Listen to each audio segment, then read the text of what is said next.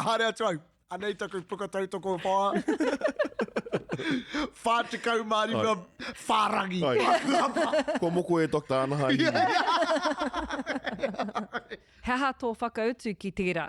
Taku mohe o nāu tēnei. Ai. Ko te tohe tēnei a te tākuta ki tētahi atu tākuta. Ai, e mea Kei te rā. ki ia he hapa rainu tēnei, e harapea, e rangi harapea i te whakaaro Māori. Ai, koe rā te tāhu o tā anaha e kinei e harapea i te whakaaro Māori, pai ke atu te ki, heha tāu hei whakautu i tērā. Hea ha tāu ki tērā.